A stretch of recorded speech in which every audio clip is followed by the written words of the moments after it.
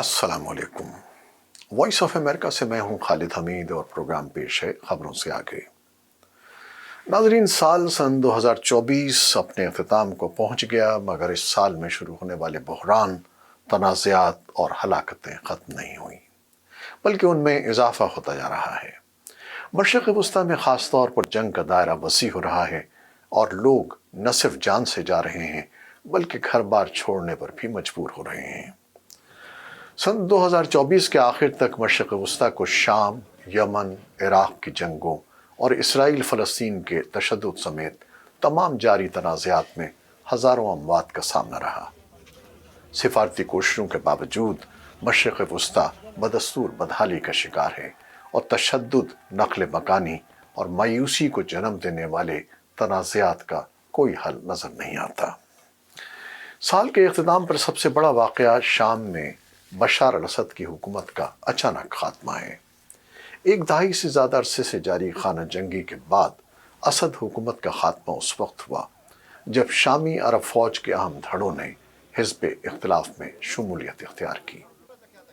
باغی گروپ، کرد فورسز اور اسلام پسند دھڑوں سمیت حزب اختلاف کی افواج نے دمشق اور دیگر بڑے شہروں پر تیزی سے کنٹرول حاصل کر لیا۔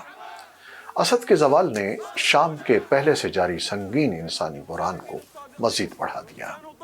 شامی network for human rights نے سن 2011 سے اسد کے دور حکومت میں ہزاروں لوگوں کو منمانی حراست میں لیا، جبری طور پر لاپتہ کیا اور لوگوں کو تشدد کا نشانہ بنا کر موت کے گھاٹ اتار دیا۔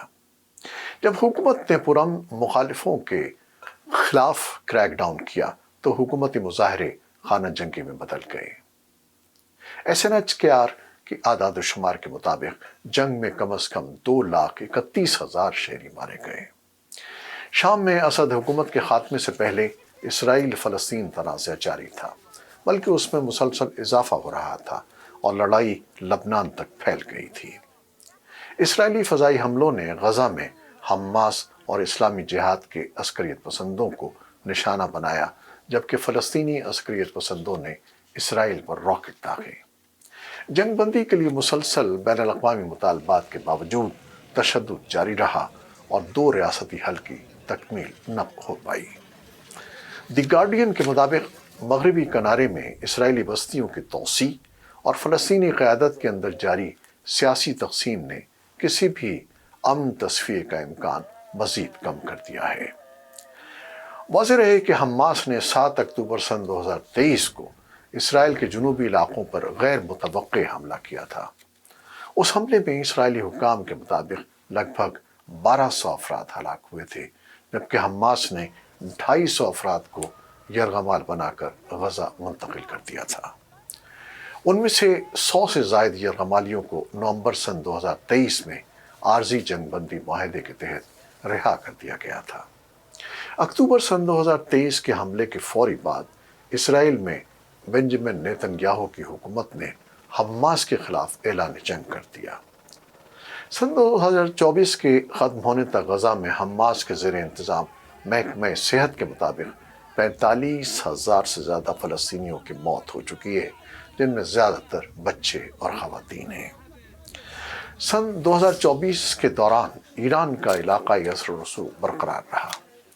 شام میں بشار الاسد کے زوال کے بعد ایرانی حمایت یافتہ ملیشیا خطے میں خاص طور پر عراق اور لبنان میں کام کرتی رہیں۔ ایران اور اسرائیل کے درمیان کشیدگی سمیت پراکسی تنازعات نے مزید عدم استحکام کو ہوا دی۔ شام اور لبنان میں اسرائیلی اور ایرانی افواج کے درمیان جھڑپوں کے نتیجے میں ہزاروں فوجی اور عام شہری مارے گئے۔ اگرچہ ان پراکسی جنگوں سے ہونے والی براہ راست ہلاکتوں کی تعداد کا اندازہ لگانا مشکل ہے، لیکن ایران اور اس کے مخالفین کے درمیان وسیع تنازع آرائی نے خطے کی مجموعی ہلاکتوں میں نمایاں کردار ادا کیا۔ ادھر یمن میں جنگ سن 2014 سے جاری ہے، جو سن 2024 میں بھی ملک کو تباہ کرتی رہی۔ یمنی حکومت کی جانب سے حوثی باغیوں کے خلاف سعودی عرب کی مداخلت اس تنازع کو ختم کرنے میں ناکام رہی اور انسانی تباہی کو مزید گمبھیر کر دیا۔ اقوام متحدہ کے انسانی ہمدردی کے دفتر کے مطابق سن 2024 کے آخر تک ایک اندازے کے مطابق 2,33,000 اموات ہو چکی ہیں، جن میں 1,31,000 بالواسطہ وجوہات کا نتیجہ ہیں، جس میں خوراک، صحت کی خدمات اور بنیادی ڈھانچے کی کمی شامل ہے۔ وقفے سے امن مذاکرات کے باوجود تنازع حل نہیں ہوا۔ حوثیوں نے شمالی یمن پر کنٹرول برقرار رکھا، جبکہ بین الاقوامی طور پر تسلیم شدہ حکومت نے جنوب میں اقتدار برقرار رکھا۔ جنگ نے بڑے پیمانے پر قحط، بیماری اور بنیادی ڈھانچے کی تباہی کی، جو دنیا کے بدترین انسانی بحرانوں میں سے ایک ہے۔ سفارتی کوششوں کے باوجود تنازعات ابھی جاری ہیں اور سال سن 2024 آخری دنوں میں کوئی بڑی پیش رفت فی الحال نظر نہیں دکھا رہا۔ تو ناظرین، ایک ہلاکت خیز سال گزر گیا اور اپنے ساتھ بہت سی خونی یادیں چھوڑ گیا۔ آپ کیا سمجھتے ہیں کہ آنے والا سال کسی امن کی امید لے کر آئے گا؟ اور کیا یہ خونریزی ختم ہوگی اور معصوم جانیں ضائع ہونے سے بچ جائیں گی؟ آپ کی رائے کے منتظر ہیں۔ پروڈیوسر تھے عزیز احمد اور ایڈیٹر بہجت جیلانی۔ اب اجازت دیجیے، خدا حافظ۔